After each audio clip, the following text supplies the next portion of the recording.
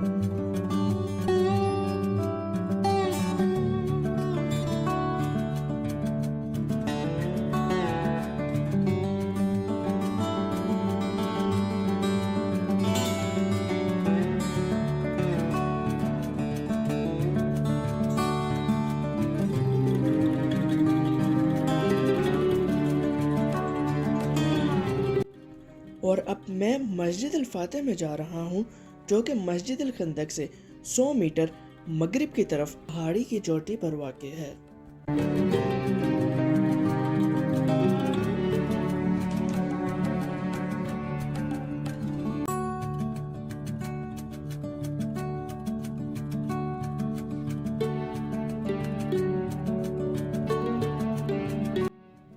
یہ فاتح مسجد ہے، جسے الاحزاب مسجد بھی کہا جاتا ہے۔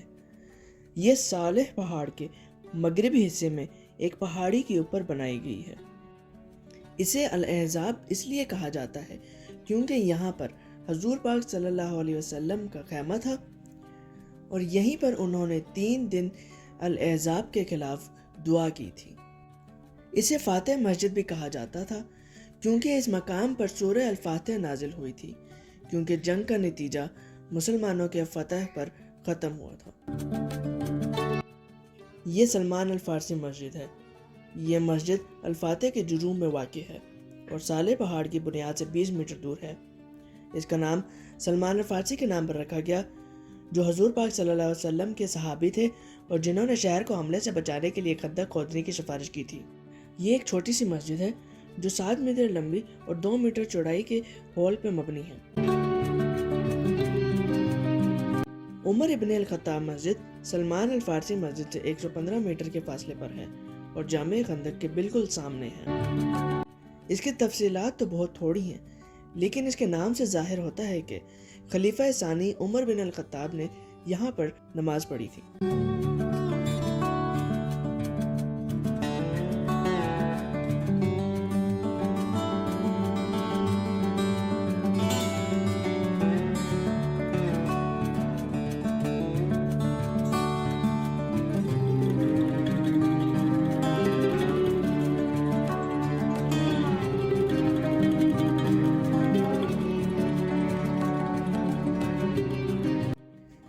علی بن ابی طالب مسجد مسجد خندق کے مشرق میں ایک چھوٹی پہاڑی پر واقع ہے۔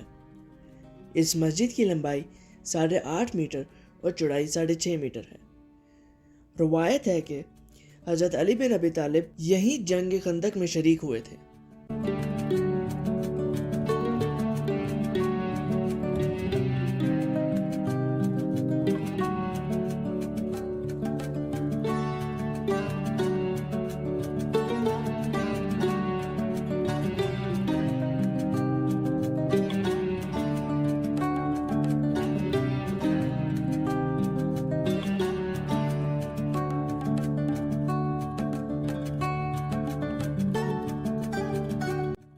مسجد فاطمہ زہرا جسے مسعد ابن معاذ مسجد بھی کہا جاتا ہے۔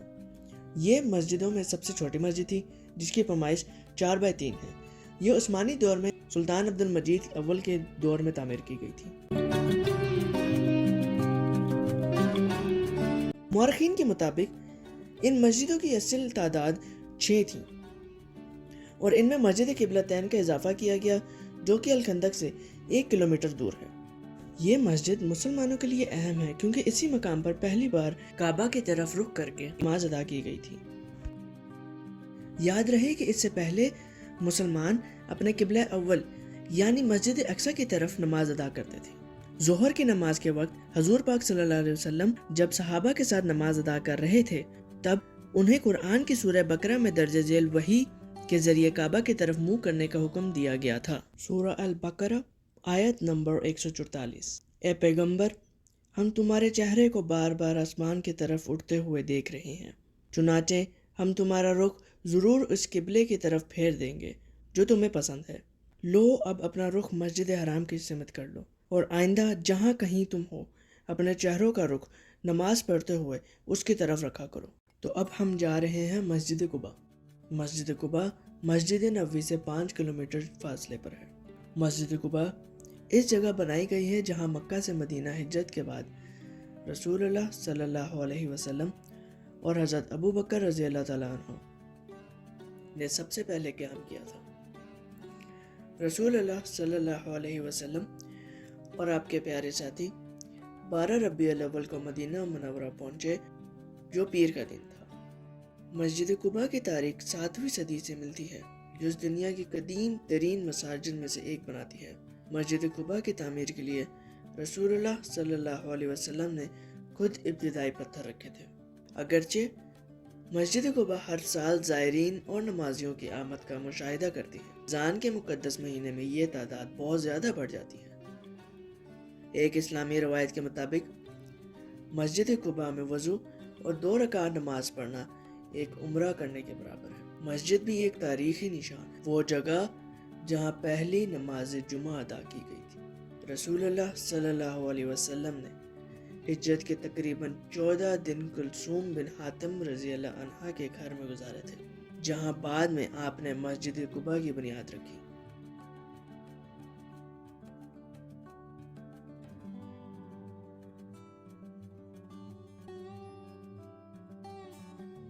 ہجرت سے پہلے بھی نبی اکرم صلی اللہ علیہ وسلم نے سعد بن خیثمہ کے گھر میں جمعے کی نماز پڑھائی تھی جو قریب ہی واقع تھا۔ اس سے ثابت ہوا ہے کہ مسجد قباء مقدس اور بابرکت ہے۔ الطبرانی نے الشموس بنت النورم کے حوالے سے یہ بتایا ہے کہ انہوں نے رسول اللہ صلی اللہ علیہ وسلم کو اور ان کے ساتھیوں کو ریت، پتھر اور پتھروں کو تعمیراتی جگہ پر لے جاتے ہوئے دیکھا ہے۔ وہ اپنی پیٹھ پر پتھر اور چٹانیں اٹھائے رکھتے تھے یہاں تک کہ وہ جھک جائے، لیکن جب ان کے کوئی صحابہ ان سے بوجھ اتارنے کا کہتے تو وہ منع کر دیتے اور وہ صحابہ کو بھی یہی کہتے کہ جاؤ تم بھی اسی طرح پتھر اور چٹانیں اٹھا کے لاؤ۔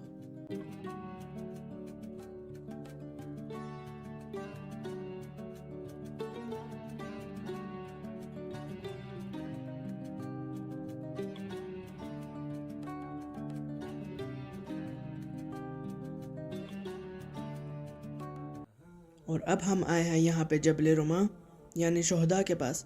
یہ جبل احد کے نیچے ہے۔ جنگ احد میں قریش مکہ کے پاس 3000 سپاہی تھے، جبکہ رسول اللہ صلی اللہ علیہ وسلم صرف 700 مسلمانوں کے لشکر کے ساتھ احد پہاڑی کی وادی کے لیے مدینہ سے روانہ ہوئے۔ رسول اللہ صلی اللہ علیہ وسلم نے عبداللہ بن جبیر رضی اللہ تعالیٰ عنہ کی کمان میں 50 تیر انداز مقرر کیے اور فرمایا ایسا نہ ہو کہ ہم پر پیچھے سے حملہ ہو جائے، چاہے ہم جنگ جیتیں یا ہاریں، آپ کے موقف پر ثابت قدم رہیں گے۔ یہ دیکھ کر کہ جنگ مسلمانوں کے حق میں ہو رہی ہے اور مشرکین پسپا ہو رہے ہیں، مسلمانوں کے تیر انداز کے دلوں میں جوش اور ولولہ پیدا ہو گیا اور وہ بھاگتے ہوئے دشمن کا پیچھا کر رہے تھے اور پیچھا رہ گیا مالی قیمت جمع کر رہے تھے۔ بہت سے لوگ اپنی جگہ چھوڑنے لگے۔ عبداللہ بن جبیر رضی اللہ عنہ نے ان کو رسول اللہ صلی اللہ علیہ وسلم کا حکم یاد دلانے کی کوشش کی اور ان پر قائم رہنے کی تلقین کی، لیکن 10 سے زیادہ لوگوں نے ان کی بات نہ مانی، یہ دلیل دیتے ہوئے کہ رسول اللہ صلی اللہ علیہ وسلم نے جو حکم دیا تھا وہ صرف لڑائی کے دوران یہ تک تھا۔ دشمن کے گھوڑ سواروں نے جب دیکھا کہ وہ مالی غنیمت اکٹھا کرنے لگ گئے ہیں تو ان پر حملہ کر دیا، جس کے نتیجے میں عبداللہ بن جبیر رضی اللہ تعالیٰ عنہ موقع پر ہی شہید ہو گئے۔ مشرکین کے اس اچانک حملے نے مسلمانوں کے صفوں میں ایک وقتی انتشار پیدا کر دیا اور انہوں نے مکی فوج کا پیچھا کرنا چھوڑ دیا۔ مسلمانوں کی صفوں کو افراتفری نے اکرمہ بن ابی جہل اور ابو سفیان کو بھاگنے سے باز آنے کا حوصلہ پیدا کیا اور انہوں نے اپنے سپاہیوں کو اکٹھا کر کے مسلمانوں پر ایک اور حملہ کیا جب وہ ہنگامے کی حالت میں تھے۔ اسی اثناء میں دشمن آپ صلی اللہ علیہ وسلم کے بہت قریب آ چکے تھے۔ اسی دوران ایک دشمن نے آپ صلی اللہ علیہ وسلم کی طرف پتھر پھینکا جو آپ صلی اللہ علیہ وسلم کے چہرے مبارک پر آ لگا اور آپ صلی اللہ علیہ وسلم کا دندان مبارک شہید کر دیا، اور آپ صلی اللہ علیہ وسلم کے چہرے سے بہت زیادہ خون آنے لگ گیا۔ اور اسی دوران ایک صحابہ مصعب ابن رضی اللہ تعالیٰ عنہ جو کافی حد تک رسول اللہ صلی اللہ علیہ وسلم سے مشابہت رکھتے ہیں، اس حملے کے دوران شہید ہو چکے۔ ان کا قاتل عبداللہ بن کما نے سوچا کہ اس نے آپ صلی اللہ علیہ وسلم کو شہید کر دیا ہے اور خوشی سے پکارا کہ اس نے آپ صلی اللہ علیہ وسلم کو شہید کر دیا ہے۔ رسول اللہ صلی اللہ علیہ وسلم کی وفات کی افواہوں نے مسلمانوں کے حوصلے پست کر دیے۔ غم، شکست خوردہ اور ہارے ہوئے ان میں سے کچھ نے محاذ چھوڑ دیا اور باقی یہ کہتے ہوئے کہ ہم ان کے لیے شہید ہوں گے جس کے لیے رسول اللہ صلی اللہ علیہ وسلم شہید ہوئے۔ یہ بحران اس وقت کم ہوا جب کعب بن مالک رضی اللہ عنہ نے رسول اللہ صلی اللہ علیہ وسلم کی ایک جھلک دیکھی۔ کعب نے آپ صلی اللہ علیہ وسلم کی آنکھوں سے پہچان لیا، حالانکہ آپ کا چہرہ مبارک ڈھکا ہوا تھا، اور بلند آواز میں پکارے، اے مسلمانوں، یہ ہے نبی۔ یہ سنتے ہی تھوڑی ہی دیر میں آپ کے گرد 30 صحابہ اکٹھے ہو گئے۔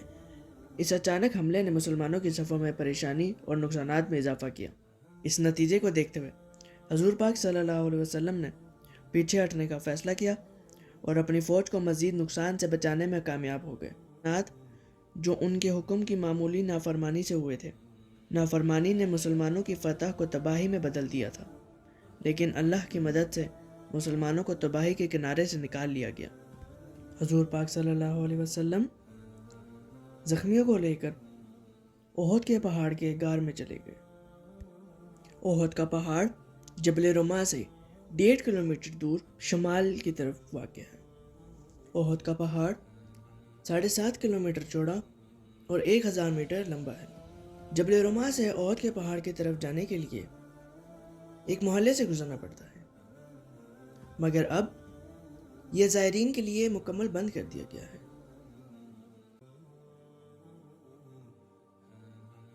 تقریباً 65 انصار، 4 مہاجرین، 22 مشرکین کو شہادت کا شرف حاصل ہوا۔ رسول اللہ صلی اللہ علیہ وسلم نے شہداء کو اس حالت میں دفن کرنے کا حکم دیا کہ جہیں پر وہ شہید ہو چکے تھے 2-3 شہیدوں کو ایک ہی قبر میں دفن کیا گیا۔ بعض صورتوں میں آپ نے اپنے شہداء کو جوڑے میں کفن دینے کی ہدایت کی۔ جس شہداء نے قرآن حفظ کیا ہوا تھا انہیں پہلے قبر میں اتارا گیا، کیونکہ اللہ کی راہ میں ان کو قربانیوں کے خراج تحسین پیش کرنے کے لیے، اور انہوں نے فرمایا، میں قیامت کے دن ان کا گواہ ہوں گا۔ ان شہیدوں میں حضرت حمزہ بھی شامل ہیں، جنہیں ایک غلام نے آزادی کے عوض نیزہ مار کے ان کو شہید کر دیا گیا، اور عبداللہ بن جاشد اور مصعب ابن عمیر بھی شامل ہیں۔ رسول اللہ صلی اللہ علیہ وسلم شہداء احد کی قبروں کی زیارت کیا کرتے تھے، اس لیے ان کی بھی زیارت کرنا سنت ہے۔